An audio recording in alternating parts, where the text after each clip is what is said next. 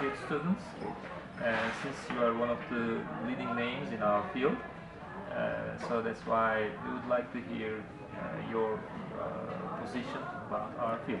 How about introduce yourself briefly? Sure. Well, my name is Brent Wilson, and I'm a professor of Information and Learning Technologies at the University of Colorado, Denver. I've been there for 26 years. I was at Northern Illinois before that, and I finished my degree at Brigham Young University. I worked for about a year and a half with Dave Merrill there, and considered him my mentor, kind of got me thinking and initial influence. And in the years since, I've diverged somewhat from his views, but I still consider him an important influence. My interest, I was an undergraduate in psychology, and so my thinking was colored largely by psychology. In the last 20 years, maybe not so much psychology as other ideas out there that have influenced me. Great, thank you very much. So my first question is about our field. Yeah. In recent times, there are different definitions of our field. Right. Sometimes it's called as instructional technology. Later Right. it changed to educational technology. Right. So what's your point or your view about educational technology, instruction technology? Are they the same things, or are they some nuances or some differences? Yeah. Can you elaborate on this? Well, for the last 60 years or so, our field has been defined by the latest technologies combined with the best we know about learning and instruction. And so best practices for learning and instruction combined with technology means you're going to go do something good with technology instead of something not well thought out. And it comes under different names, and different ideas come from best practice and what we know about learning and instruction, and new technologies come. So everything is changing. The organization of AECT feels obliged to redefine itself, redefine the field every 20 years. And so we come up with new definitions and new terms and new frameworks. But I consider a lot of those as exercises and not particularly interesting because they do not consult the field. They do not do surveys. They do not see whose jobs, who's hiring, and what they call the person that's being hired. They just get the committee together and they talk about academic concerns. So my sense is that they're interesting, the new definitions, but the work continues of needing new technologies and to be able to use those technologies in the best way, using the best principles of learning and instruction. That continues. Do you have a personal definition of instructional technology or educational technology? I probably don't use the word instructional technology as much as EdTech. And EdTech I use because I can say it quickly. And so I use the term instructional design. That term is important to me for continuity of where we have been and what we're trying to do. To me, the term instructional design says we're trying to figure out the best way to teach people and how to support people doing that. And those goals are not going to go away. The theories may go away, the models, the way of thinking may go away, but the goal of trying to help people learn in the best way possible, that's not going to go away. And so I like that term instructional design. However, it's not such a good global term, because in some languages, the term instruction is negative. It implies over structure, over prescriptive, over control. And so I'm willing, on that basis, to start thinking about myself in terms of a learning designer. And a learning designer is more open, not so prescriptive. And so I'm willing to give up on that cherished term of instructional design. EdTech, educational technology, I think of as very inclusive and broad, to include people not trained in any particular ideology. They just are active users of technology in education. Maybe they have no knowledge of any theory, but they could say themselves, oh, I do educational technology.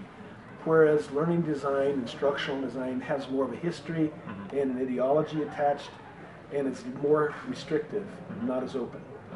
So. Okay, we have educational technology, instructional technology, but also we have performance technology. So Right. where do you put performance technology? Is it a subset of educational technology, or is educational technology a subset of performance Yes, technology? and you'll forgive me because I always think in terms of history. And so, a generation ago, you had behavioral psychologists doing programmed instruction to guide learners in step-by-step. You turn a page, you fill in the blanks, you guide people by active learning. They are very active in answering all the questions. They turn the page and answer the next question until they finish a workbook. That was programmed instruction. Programmed instruction relied on assessment and goals, clear assessment, clear performance. Those people, when programmed instruction died, those people still have the commitment to clear assessment of performance. And they created a society that was initially called Programmed Instruction, Society for ESPI, or ISPI or NSPI, National Society for Programmed Instruction, became National Society for Performance Improvement. And they started looking at how to help people in their jobs, how to help people do better performance, still with a commitment to assessment, still with a commitment to clear objective measurement and standards of performance. But now, instead of programmed instruction, it was performance support for doing jobs. That's the historical look. And if you look at the people who do performance support, you can see those same tendencies as programmed instruction. Here we have what we will measure, return on investment. It's going to be measured here, here, here. We do it, we assess it, we show it, we get the boss to say, oh, look at this business result. And performance improvement is similar-minded. Now, of course, the world, sometimes performances are not so simple, not so easily measured, not so easily demonstrated. And so, in real practice, it gets complicated. I consider the idea of performance support as essential for helping people do work. Because let's say you're a librarian, and a librarian manages resources. They also give lessons. Students come in and they give a lesson on how to use a computer, how to use a system, how to find a book. And they do that over and over and over. And the student walking into the library may forget the lesson. They got the lesson early in the year and they come into the library only once a month and they forgot. Well, then the librarian puts a cheat sheet, a little support card, next to the computer, reminding the user of how to do it so they can do it next time. That's not learning. That's support for the performance of getting on and using the internet. But it's done in the form of an external aid. And so a librarian is a performance support specialist. They have to help people do that job. In the same way, you have to help in your work people do the performance of their jobs in your department and so forth. We all have an aspect of our work that involves helping people do their job better, not in school, on the job. And that part of our work involves performance support. So, what's the relation between education technology and performance technology? Are they separate groups or separate entities, or are they subsets of each other? So again, thinking historically, Mark Rosenberg wrote an article on this.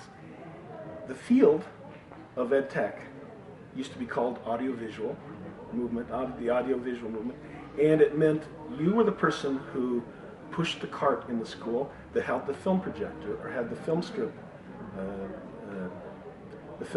projector, and you took it to the class, you put the film in, you showed the film. That was your job. That was an audiovisual specialist.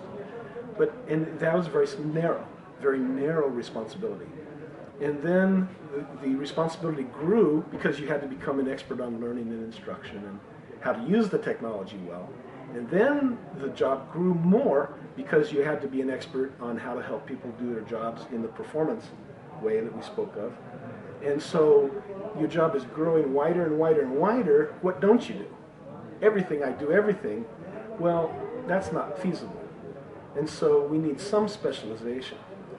And educational technology tends to focus on the technology, the learning uses of the technology, and the classroom, context. That's what most of the energy does. And so yes, there is a difference. There's some risk as you go broader and broader that you become good at nothing. And so you have to figure out what you're good at. Are you going to be a specialist in the corporate environment? Then you learn to speak like they do. You learn to do that work. You learn to adjust your thinking to those contexts. And if you're working primarily with children, you do similar adjustments. And there's another trend in the U.S. Called as learning sciences. Learning sciences. So what happens? I mean, some departments like IU, there's a separate department, instruction system technology, That's right. learning sciences, and we also see learning sciences departments in other universities. Yes. So is it something new? Is it something different? Or what happens? Yes, that's a good question. If you look at it, again, I tend to look at things critically. If you look at it a certain way, every subject matter has privileges. Certain things are privileged over other things. Certain things get neglected or get unsaid. In academia, the closer you are to the primary disciplines and the hardcore sciences, the more privilege you get in the institution. You are seen as very high quality research. So if I'm doing physics, lots of respect. If I'm doing business or law, a little bit more, certainly you enjoy respect. If I'm doing humanities, that's not a science, that's not precise, that's not, what's the humanities, what's art, that's not, and so we have different privileges. In education, educational technology emphasizes the use of technology, but it came to be at a time of behaviorism, which is out. Behaviorism is no longer seriously used in our field or thought of as our field, and it has lower value. Learning sciences attaches itself closely to cognitive psychology. Cognitive psychology is the prevailing paradigm. It's the prevailing dominant paradigm. And so that is what gets respect. Learning sciences enjoys more respect in the academy, in the university, than educational technology. Learning sciences tends to get more federal grants, big dollar competition for limited resources grants. The highly selective journals will tend to publish that kind of work, and not so much the practitioner-oriented concerns of educational technologies. So there's a privilege difference. That means that a doctoral student trained in a learning sciences program may get hired, may get selected even for an ed tech department because they have that higher prestige, and then they displace the person who would otherwise take that job in educational technology. So there's a power and privilege thing going on that kind of divides those two fields. That's not the only thing, but that's one of the big implications of the two fields. Okay. So either instruction technology or ed tech, how do you see the future of our field? Is the future bright, or are there some possible problems? Well, you and I this morning were remarking that the leaders of the field have passed. So Dave Jonasson died last December, and Dave Jonasson was a very influential thinker, and Robert Gagne's gone. David Merrill is mostly out of the field, although he stays connected in some ways. A number of people who have been influential are no longer leading the field, and there is a need for younger scholars to step up and provide new direction. I will tell you my opinion that we have to move from earlier generations of thinking in traditional ways about learning and instruction. We have to think in terms of new media, new choices, web-based environments which are more participatory, more engaging, more user-controlled, and less defined by designers, and more defined by learners themselves. And that is hard to give up. And it's also a challenge, it's an intellectual challenge to say, how can we distribute that control and still achieve the learning goals we want? Because when learners take over, they do what they want, and how does that jibe with your university requirements? How does that jibe with your schooling standards? And how do you get that to work together well? That's not a good thing. That's not something we understand very well. I would add that in the future, we will talk less about motivation, more about engagement, less about instructional strategies, more about learning experience. The experience, what is the learner doing? What are they activity?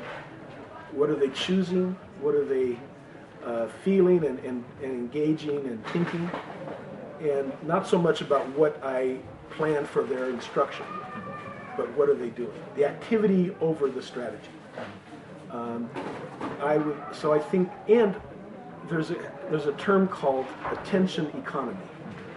We all have finite attention. We can only pay attention to certain things.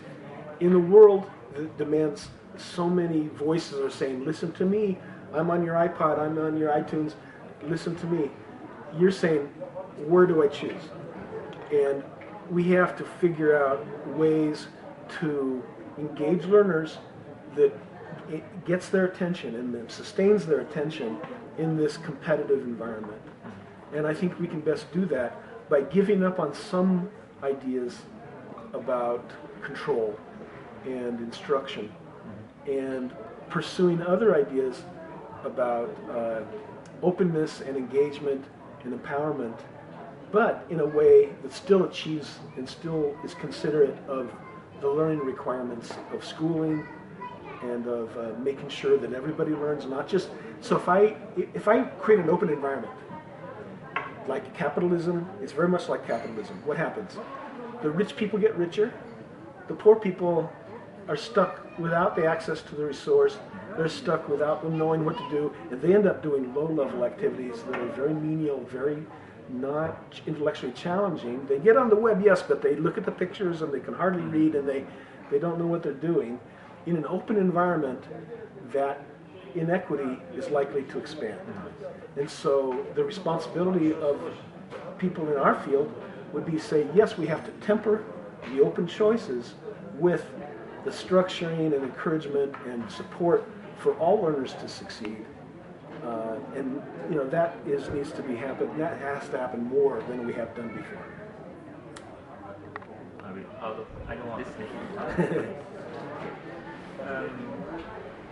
In your previous comments, you said, for example, some basic science, and people give more credit to basic science. Yeah. So, how about our field? Is our field, or what we are doing, is it science or is it a kind of craft? I mean, are we a science field or a craft field? René Descartes, 500 years ago, split the mind, split human beings, and privileged the abstract, the theoretical, above the mundane, everyday body, and that gap, that split, has lasted 500 years. The new science the new ways of looking at how to see the world have reduced that split, have made that not so. The best progress in science and in human achievement and in practical arts, practical business and medicine and so forth, have been when we've been able to reduce that gap, thinking more practical reasoning, more terms of practical reasoning and contextual reasoning, site-based specific reasoning, solving business problems, solving educational problems. The most complicated problems are the real-life problems, and those need a new kind of science. And so the question of science versus craft is a little bit misleading because it feeds into that privilege dichotomy that we spoke of. And what I'm looking for is a new way to think about science, a new way to think about reasoning, a new way to think about mind that reconnects with sight and problems. And so you're not abstract theorizing, you're not up there in the clouds talking theory, but you're engaged in real problems and working on solutions to those problems in the real world. Mm-hmm. So I know that's my view and not shared by everybody, but I'm optimistic that we can change the values and give more attention to local problems, local ways of thinking about. You teach a class, tell me how you teach your class, and approach that as reflectively and as thoughtfully and as analytically as you need to succeed in that task. And find a way to report on that and share it with others and advance knowledge and understanding in your field. Okay. I said last question, but I have one more question. Foundational issue from our field. You know, there's a famous debate, method and media, or Clark-Kozma debate. Is the debate still running? Also, what's your position in this debate? Are you on the media side or are you on the method side? Okay. I confess I have never had that much interest in that debate. I don't see a huge point of it. I think it's a false premise, a false construction.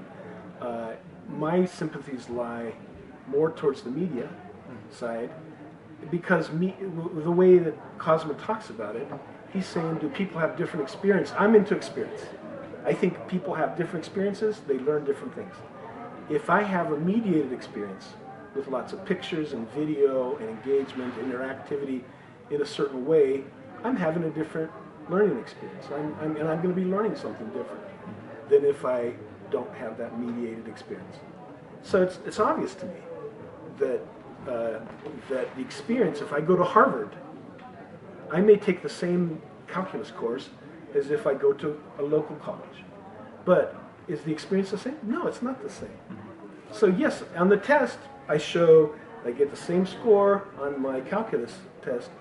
Does that mean there was no value to going to Harvard? Of course not. There's value in having different experiences. And so it's obvious to me that Clark is reductive. Clark is reductionist and dismissive of and he's too strategy centric. He's too fixated on strategy. Strategy is a dualism. It's mental, and I'm interested in what happens. What happens is when you engage media, what happens is different than when you engage non-media. It's clear as a bell. Okay, great, excellent. Thank you. Okay, I think now there is where we could have fun if we were having a conversation. No, I see myself on the in between. I mean, Clark, I think, has some right. Sure. I think method is also important. Sure. Because if you just focus on the media side, sometimes it's kind of fat. Yeah. As Larry Cuban presented in his book. I mean, in our it can lend itself to a fetishism of the new media. Yeah.